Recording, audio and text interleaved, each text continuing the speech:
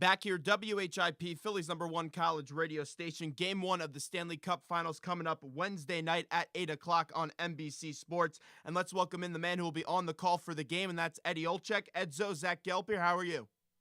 Doing fine, Zach. Thanks for having me. Well, thank you for coming on. I know you're a big fan of horse racing. Were you able to enjoy the Belmont without there being a Triple Crown in place this year? Well, it's always a good day when you're able to watch one of the Triple Crown races on television, and I didn't have to work that day, so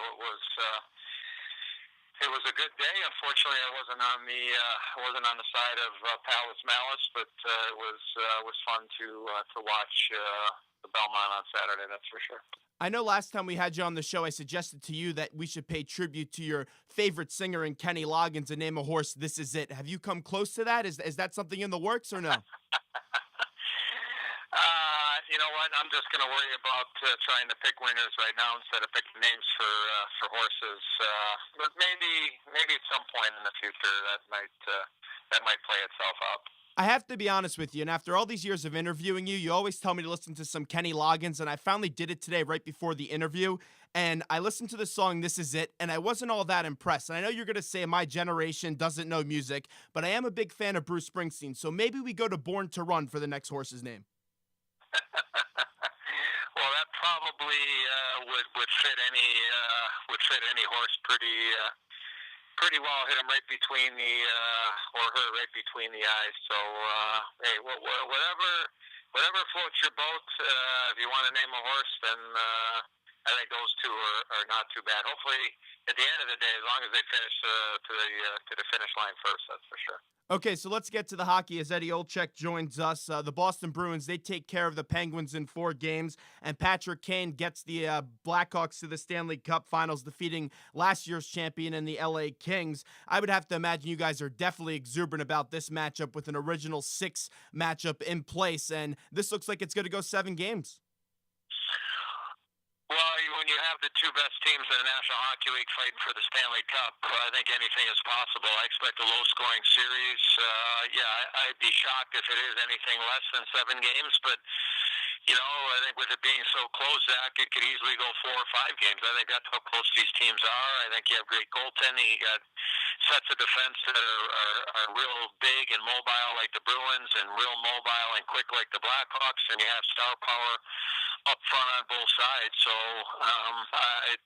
the anticipation of this series is out of this world. And if you think about where we were 6 or 7 months ago, not knowing we were going to have an NHL season, and here we are with 2 original 6 franchises playing for the Stanley Cup, it's going to be real exciting for everybody involved, and especially the great sports towns in Boston and Chicago, and the history of the National Hockey League and the Bruins and Blackhawks being right in the center of it. So it's got a lot of stories, and should be a lot of fun to cover. And both of these teams recently have won a cup, but this time they're doing it with different goaltenders. Who do you give the advantage to in this goalie matchup? Well, I think it's a wash with the way that both goaltenders have played. I mean, Tuukka Rask has been sensational and was great in the series against Pittsburgh, and Corey Crawford has been real consistent and was very good against LA, and outplayed Jonathan Quick, and that's saying something. I think it's a wash when it comes to the goaltenders. You know me, I'm a Rangers fan, and when I was watching the Bruins take on the Rangers, and they took care of them in 5 games easily, and their 4 lines were just so deep, they swarmed the puck. What's impressed you the most so far with this Bruins 4 lines throughout the course of the Stanley Cup playoffs? Well, I think the one thing that I'm impressed with, especially in that last series against Pittsburgh, was that it seemed that they encouraged offensive play a little bit more, and I think that probably had to do with their opponent. The Rangers have been offensively challenged for a long time, so you could out-defend them. You could pick your spots on when to be offensive. I think when you play the Pittsburgh Penguins, you got to have the puck, and if you're going to have the puck, you got to think offensive. And I think that was the one thing that I was impressed with, is that they encourage more offensive play to have the puck and play 200 feet away from Tuukka Rask. So I think more than anything else, it was the mindset of being more offensive, but then actually going out there and executing it. I was watching that series, and I saw the Gregory Campbell play, and I'm just still in awe that he was able to stay on the ice for another 45 seconds. What was going through your head when you saw that? Well, it's playoff hockey, and injuries are a part of it, and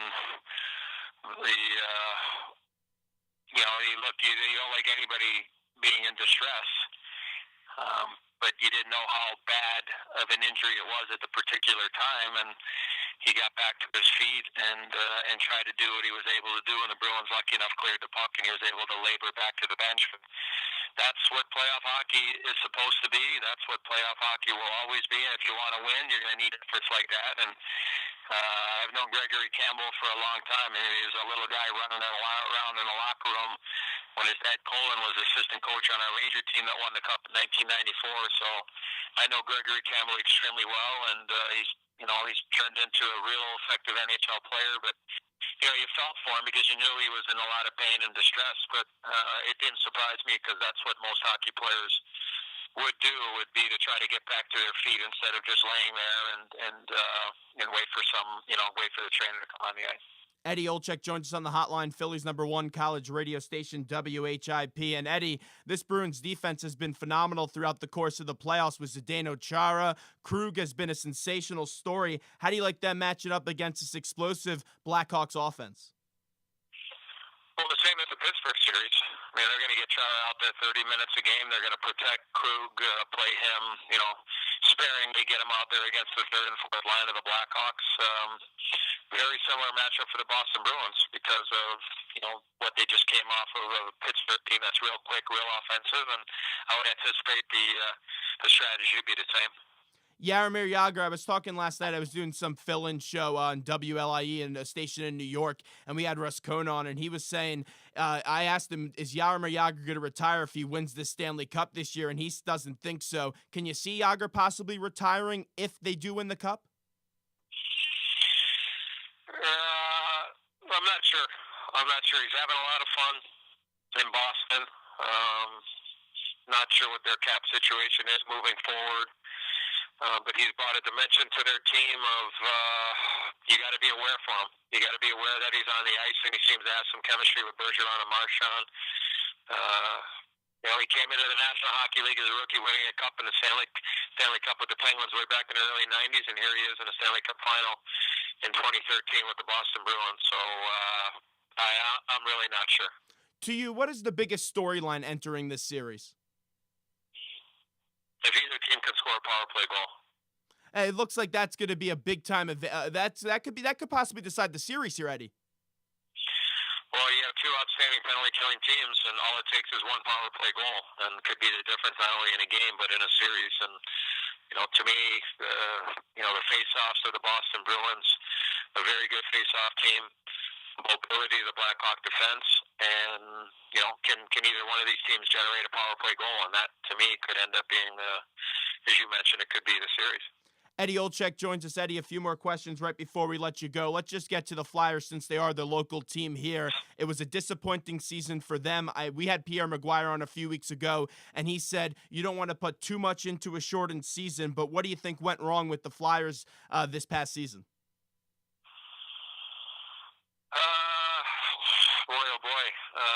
The injury certainly had a hand in it. I think that's an area that they have to address. I think they got to get much more mobile on the back end. You want to get the puck up to Claude Giroux, Scotty Hartnell. You want to be able to have defensemen that can play that game because that's the way the game is now. The Flyers have always been a team that's been very aggressive.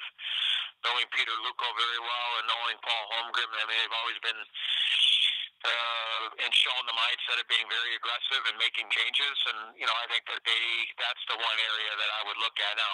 The goaltending situation obviously is up in the air, but I think that, to me, the back end really hurt them last year with all the injuries especially, but I think that's the area that they have to improve the most is getting a little bit more mobility on the back end. No question, the defense definitely has to improve, and you mentioned Bryzgalov. The fans in this town, they can't stand him, and I don't think he gets a fair shake in this town. The defense could have been much better last year, but do you think it would be best for both parties maybe if they amnesty Bryzgalov or they have some kind of buyout in place?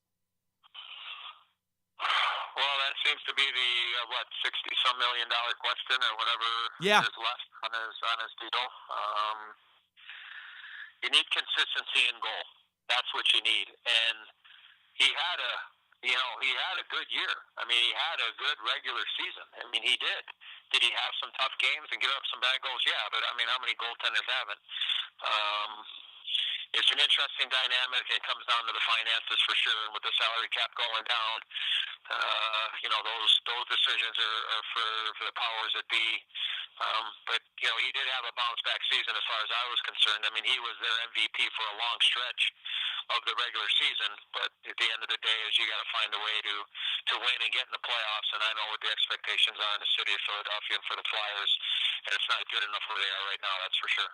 Let me ask you one more question, and we thank you so much for coming on today right before we let you run, and that's about my New York Hockey Rangers. Tortorella is out. I know you played with Mark Messier in New York, and some fans either say, yes, bring in Mess, or some fans say, well, we don't want to kind of ruin his legacy if he doesn't meet up to the expectations here in New York that are very high every year. Could you see Mark Messier possibly being the next head coach of the Rangers? Well, first off, I mean, ruining his legacy, I don't think that's ever going to change. I mean, if he comes in there and goes 0-82, I mean, people are not going to remember Mark Messier in New York for what he does coaching. He's already bought them a Stanley Cup. He's become entrenched in the community.